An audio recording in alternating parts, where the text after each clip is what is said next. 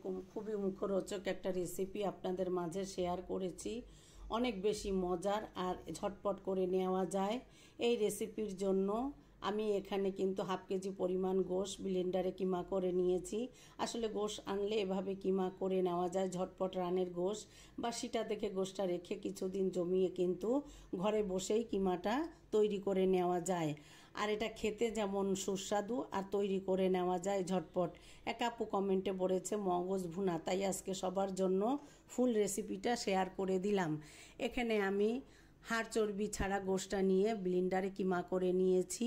নিয়ে এবার এখানে আমি লাল মরিচের গুঁড়া, হলুদের গুঁড়া, ধনিয়ার গুঁড়া, ভাজা জিরার গুঁড়া, গরম মশলার গুঁড়া, মোটামুটি গোশের যত রকম মশলা আছে সবই এখানে আমি দিয়ে নিয়েছি। দিয়ে এখানে এক মুঠ পেঁয়াজ কুচি দিয়ে দিলাম, স্বাদ মতো লবণ দিলাম, জিরা বাটা দিয়ে দিলাম, দিয়ে দিচ্ছি আদা রসুন 2 টেবিল চামচ পরিমাণ।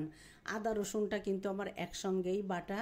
এবার হাত দিয়ে খুব ভালো করে কষলে কষলে গোশের সাথে কিন্তু মাখিয়ে নিচ্ছি। একটু সময় করে মাখাতে হবে যাতে সমস্ত মশলা পুরো গোশের ভিতরে প্রবেশ করে। এবার হাত দিয়ে খুব ভালো করে মিশিয়ে আমি রেস্টে রেখে দিচ্ছি একটা ঢাকনা দিয়ে আধা ঘন্টার জন্য।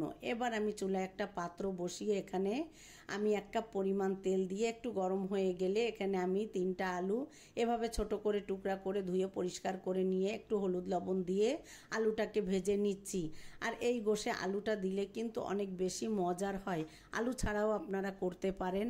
আর সকালে পরোটা রুটির সাথে এই রেসিপিটা যে এতটাই মজার, যারা রান্না করে খেয়েছেন তারা তো জানেন, আর যারা খাননি তারা একবার হলেও আমার এই রেসিপিতে রান্না করে খেয়ে আমাকে কমেন্টে জানাবেন কেমন হলো। এবার আমি এই আলুটা পুরোটা তুলে নিয়ে এর মধ্যে আমি 2টো তেজপাতা, গরম মশলা, এলাচ একটু ভেঙে দিয়ে দিলাম, কয়েকটা গোলমরিচ দিয়ে একটু ভেজে নিয়ে এখানে আমি কিন্তু আরও 1 মুঠ পেঁয়াজ দিয়ে দিলাম। মোটামুটি এখানে আমি 1 কাপ পরিমাণ পেঁয়াজ ব্যবহার করেছি। এবার আমি আগে থেকে যে গোশটা মাখিয়ে রেখেছিলাম এই গোশটা হালকা বেরেস্তা হয়ে আসলে আমি দিয়ে দিলাম। এবার দিয়ে আমি কিন্তু মশলার সাথে খুব ভালো করে একটু গোশটাকে ভেজে নিচ্ছি। আর এই পর্যায়ে আপনার ঘরটা যে কি সুঘ্রাণে ভরে যাবে, আপনি যখন রান্না করবেন তখনই বুঝতে পারবেন। আসলে রেসিপিগুলো এতটাই ইউনিক, যারা খেয়েছেন তারা তো জানেন। আর এরকম নতুন নতুন রেসিপি পেতে আপনারা কিন্তু কমেন্টে জানাতে পারেন। খুব ভালো করে আমি নাড়াচাড়া করে এপিট ওপিট করে ঢাকনা দিয়ে রেখে দিয়েছিলাম মিডিয়াম টু লো আছে প্রায় 10 মিনিটের মতো।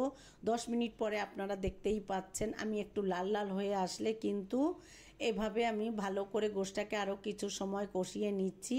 খুব ভালো করে এপিট ওপিট করে কষিয়ে নিয়ে এবার আমি এখানে কিন্তু যে আলুটা লাল করে রেখেছিলাম এই আলুটা এখানে অ্যাড করে দিচ্ছি। আপনারা চাইলে একটু ঝোল ঝোল রাখতে পারেন। এখানে আমি কিছুটা কাঁচা ঝাল নিয়েছি, একটু 2 ভাগ করে দিয়ে দিলাম। এই ঝালটা যখন আপনি ভাতে বা পরোটা রুটির সাথে যখন একটু মেখে খাবেন কি যে অসাধারণ স্বাদের হয়। এবার ঝালটা দিয়ে আমি আলুর সাথে গোশটা কিন্তু আরও কিছু সময় কষিয়ে নিলাম। কষিয়ে নিয়ে এই পর্যায়ে কিন্তু আমি একটু গরম পানি অ্যাড করব। আলুটাও যেহেতু আমার লাল লাল করে নিয়েছি আর গোশটাও কিন্তু অনেকটাই সিদ্ধ হয়ে যাবে। যেহেতু এটা কিমা, সিদ্ধ হতে কিন্তু খুব বেশি সময় লাগবে না। আপনারা যদি একটু ঝোল ঝোল রাখেন তাহলে সেইভাবে পানি দিবেন। আমি কিন্তু তেলের উপর রান্না করব, তাই আমি আমার পছন্দ অনুযায়ী এখানে গরম পানি অ্যাড করে দিলাম।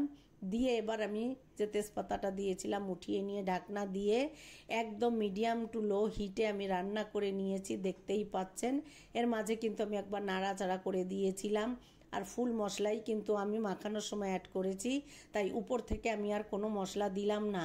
এবার আপনারা নিশ্চয়ই দেখে বুঝতে পারছেন কতটা লোভনীয় রেসিপি। যারা খেয়েছেন তারা তো জানেন, আর যারা খাননি তারা একবার হলেও এভাবে রান্না করে খেয়ে দেখবেন, অনেক বেশি সুস্বাদু ও মজার। আর এই রেসিপিটা রুটি, পরোটা, পোলাও, সাদা ভাত যার সাথেই আপনি পরিবেশন করেন না কেন এর স্বাদ কিন্তু অতুলনীয়। পুরো ভিডিওটা দেখে জানাবেন আমার রান্নাটা কেমন হলো। এবার আমি একটু পরিবেশন করে দেখিয়ে দিচ্ছি। আচ্ছা, পরিবেশনটা হচ্ছে যার যার পছন্দ অনুযায়ী হাতের কাছে যেটা থাকবে সেটা দিয়েই আপনি পরিবেশনটা করতে পারেন। দেখতেই পাচ্ছেন আমার রান্নাটা কতটা সুন্দর হয়েছে, আর খেতে যে কি মজার হয়েছিল রান্না করলেই বুঝতে পারবেন।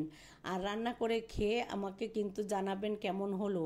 আপনারা পুরো ভিডিওটা দেখার জন্য সবাইকে অনেক বেশি ধন্যবাদ। সাথে থাকবেন, সবাই আমার জন্য দোয়া করবেন। আপনাদের জন্য রইল অনেক দোয়া। আসসালামু আলাইকুম।